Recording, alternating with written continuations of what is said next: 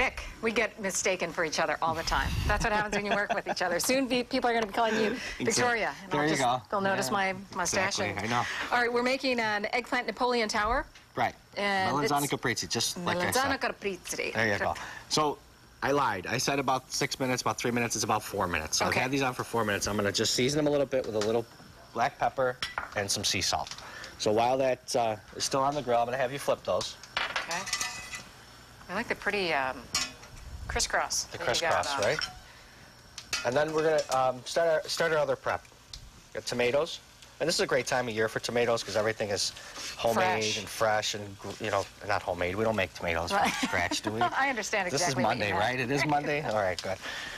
So I know my wife is home going, you idiot, you don't make a tomato? You grow a tomato. Homegrown, I meant to say.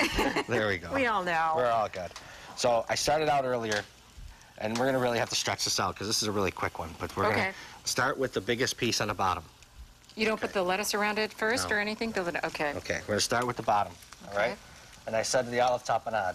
Which is, again, green olives? Green olives, Kalamata olives, red pepper, olive oil, and garlic. Chopped up really We're just finely. going to put those on the bottom. Fresh mozzarella. Do you think there's a different taste if you have the mozzarella made with a buffalo milk as opposed to cow's milk? The buffalo milk is a little tighter, a little more firmer of a cheese.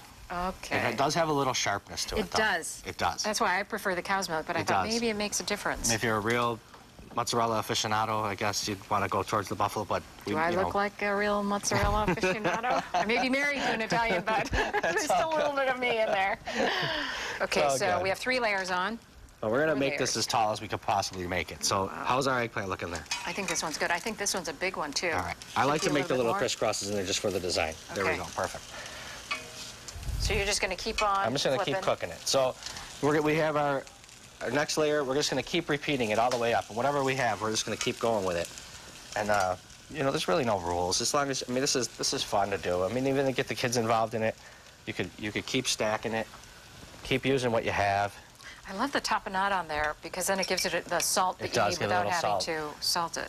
I was going to put some whole chopped garlic. I think let's use some roasted garlic in there just to make it kind of cool. With another eggplant. You can never have too much cheese, especially if Allie's going to be eating it. And look at this. This is what you said. You're going to go up to here. Oh, man. So we're going to be here for a little while. I hope the producers let us keep building. We got 2 minutes, honey. Just keep building. All right, so I'm just going to keep going up. This is like I used to build models when I was a kid. So there's the arugula. Go ahead, stack it up there next. And this is where it gets a little tricky because it's starting to get a little taller. I'm sorry. That's okay. We're good. If it falls, we'll start over again. It's like the Sorrento cheese stacking contest that you had at the Italian Fest. Cheese building contest all over again. So you can see how fun this is. I mean, your guests will be thrilled. Just the only problem is when you're cutting it out and eating it. Cutting it out, bringing it out, or bringing it out on a plate. And this is a serving for how many? This is 1. Get out. All of this, really? If you were going to, what, do like 3? Yeah, I usually do about 3, but we're just going to be a little ridiculous because it's Monday morning. So put another one there. Put another one on. So this is fun. Right? There we go. So keep building it. What do you think? One more? I think one more. All right. I've got one little one up here. I hope it doesn't fall, because if it falls, everybody at Buffalo's going to laugh. All right. That's Monday morning. We want to laugh. There we go. Go ahead. One more. Kind of sad. All right. Is the Guinness Book of Records here by any chance? Yes, they are. Come in, Guinness Book of World Records. Let's go right down the middle with that. Look at that. Oh, wait, it's not done. Don't get all excited yet. Don't look at that. Get a little olive oil. You want to use a nice, high-quality olive oil, too. Is this something that you serve at Marco's? It is. What's it called again? Melanzana caprese. Melanzana caprese. And is it an hors d'oeuvre or is it a main dish? We can make it whatever you want. Here you go. As long as you're eating at the restaurant. Cook it in the oven with mozzarella on top and melt the cheese a bit. So now you're giving away my second helping, right? So I know we're just going to finish with a little glaze right over the top. Oh, look at that. I might invite 2 of my best friends over to join me. I don't think there's enough. I don't think there's enough. That's what I was thinking, too. See? Whenever there's cheese. All right, as we put this together and make it another world record, we're going to take a break. I don't want to eat that. And we're going to come back with I want to eat it now. Manja. We'll be right back.